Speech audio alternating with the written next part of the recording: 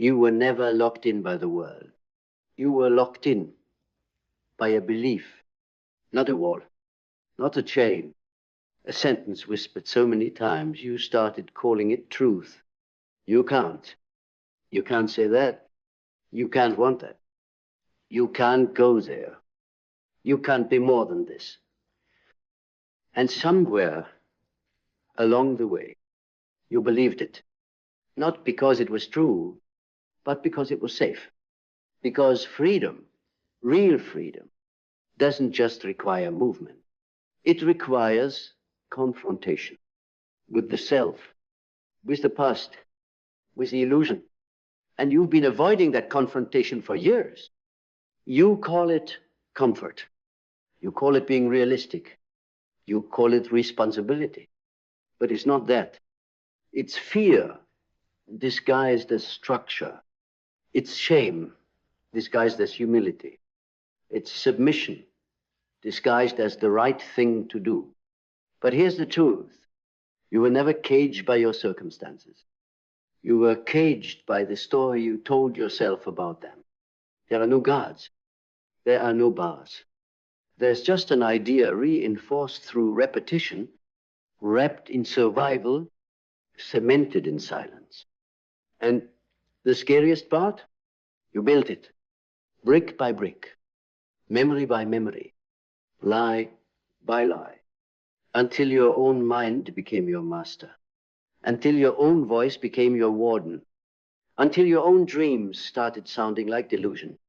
This is what Carl Jung called the undiscovered self, the part of you buried beneath culture, childhood, trauma, and identity, the part of you that knows the truth but has been gaslit by your own conditioning. You don't need to be rescued. You need to be reclaimed. You need to stop decorating yourself and start breaking the walls, because you were never broken. You were trained to stay small. And the worst part about mental prisons, they're invisible. You walk through life, go to work, laugh with friends, and smile on the outside, while the inside rots. Quietly, systematically, no one sees the chains around your thoughts. No one hears the echo of your dreams dying in silence.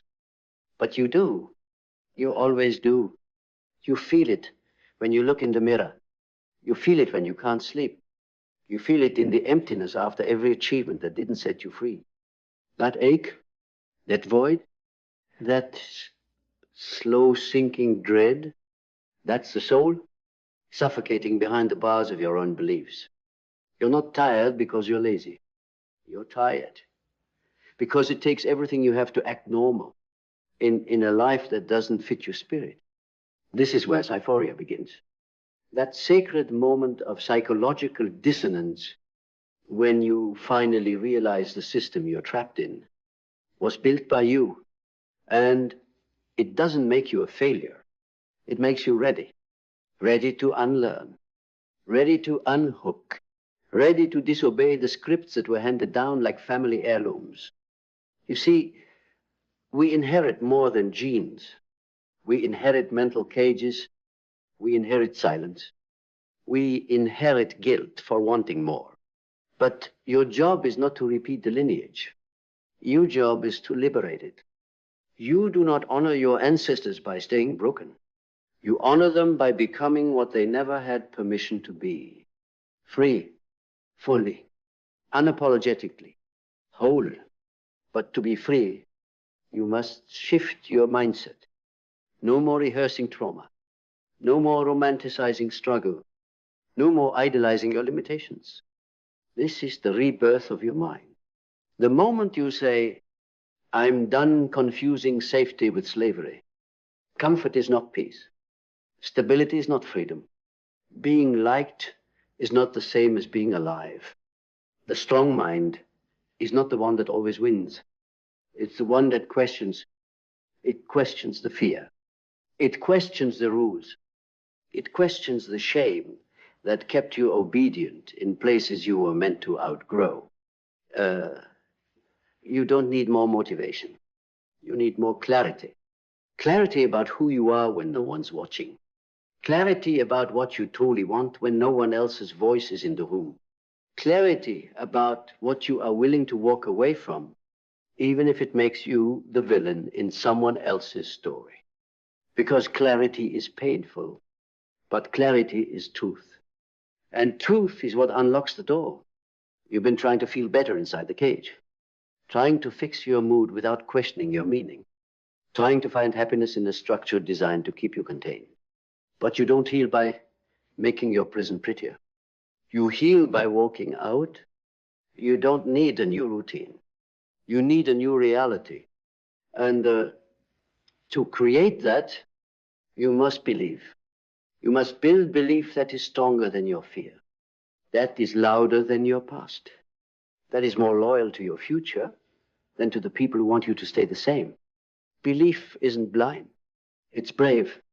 It looks into the face of every what if and says, I'm willing to find out. You don't need all the answers. You just need to trust that the cage was never real. Only rehearsed. Only reinforced. Only repeated by a mind that didn't know it was free. You are not here to cope. You are here to create. You are not here to manage your pain forever. You are here to alchemize it into power. You are not here to memorize the rules of the prison. You are here to break them and write your own. This life, this one shot you've been given, was never meant to be survived. It was meant to be set on fire. And that fire begins the moment you realize that the door has always been open. The only thing that's been keeping you inside is you. Good. Because once the illusion of the cage dissolves, once you stop feeding the walls with your fear, you start to see something you hadn't seen before. Vision. Not fantasy. Not ego. Not a desperate dream to escape the pain. But true vision. The kind that rises from clarity, from courage, from consciousness. This is not the kind of vision they teach in strategy books. This is the vision of a soul that remembers what it came here to do, remembers what it buried to survive, remembers what it saw before the world made it blind. Your vision doesn't have to make sense. It has to make truth. Truth to you. Truth to what wakes you up in the middle of the night. Truth to the part of you that always knew you were meant for more. Not more money, not more attention, but more life, more light, more liberation. Vision is the soul's GPS, but you cannot receive direction if you keep silencing the voice. You don't find vision, you remember it, and once you remember, you can never go back to pretending, because vision brings with it responsibility. The responsibility to protect it, to build around it, to live it, not just dream it. And that demands one thing above all: purpose, not performance, not pretending. Purpose, the sacred reason you rise, the higher reason you say no, the deeper reason you hold the line. When the old self tries to crawl back into your skin, purpose is not always loud. Sometimes it arrives in stillness, a voice that says, you are no longer available to be ordinary, because something in you woke up, something ancient, something feral and free, undone being boxed in by borrowed beliefs. This is when life stops being a checklist and starts becoming a cause. You don't just wake up for work, you wake up for war, not with the world, with every lie that once told you you were only worth what you could prove. No, not anymore. Now you rise for purpose. Now you move in integrity. Now you build what they said was too much. And you do it not because it's easy, but because it's you. But purpose without commitment is just a concept. To bring it into the world You must walk with discipline, the kind that doesn't negotiate with weakness, the kind that moves whether you feel like it or not, the kind that honors your higher self when your lower self begs for comfort. Discipline is not about punishing yourself. It's about prioritizing yourself.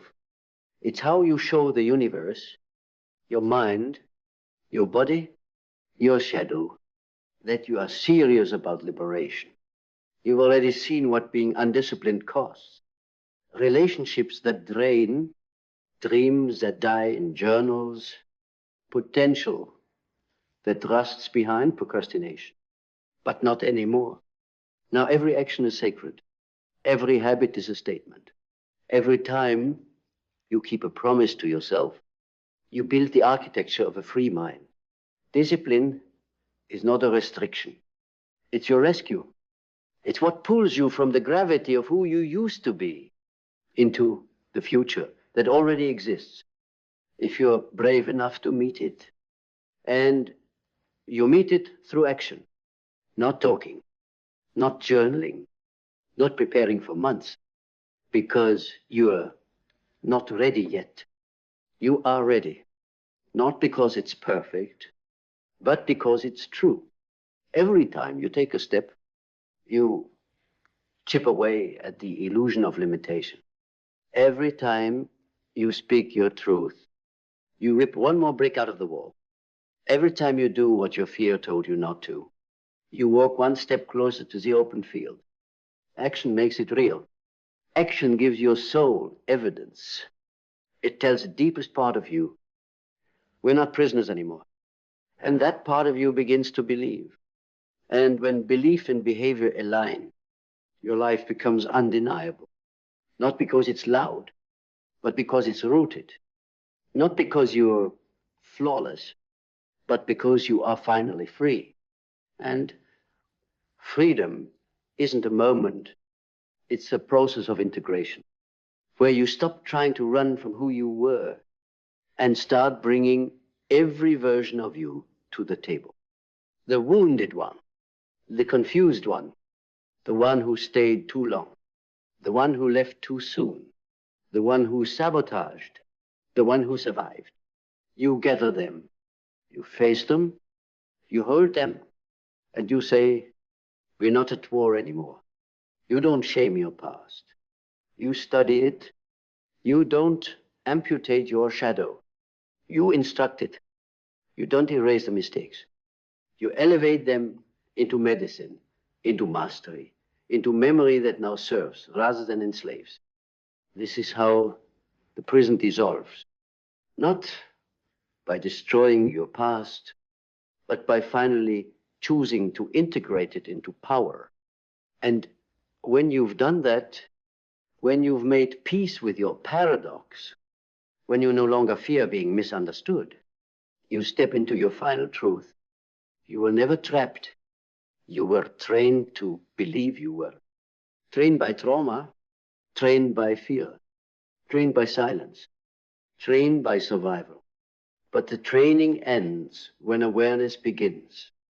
The lie ends when embodiment begins. And the real you, the one behind the eyes, the one you haven't seen since before, they gave you a name. That you was never behind bars, only behind beliefs. And now the walls are gone. Now the door is open. Now the keys were in your hand the whole time. Now the warden sits beside you and says, thank you. I was only keeping you here because you asked me to. You rise. You breathe. You step forward. Not fast. Not loud. Not perfect. But free. Because the real prison was never made of steel. It was made of silence. And you just broke it. Forever.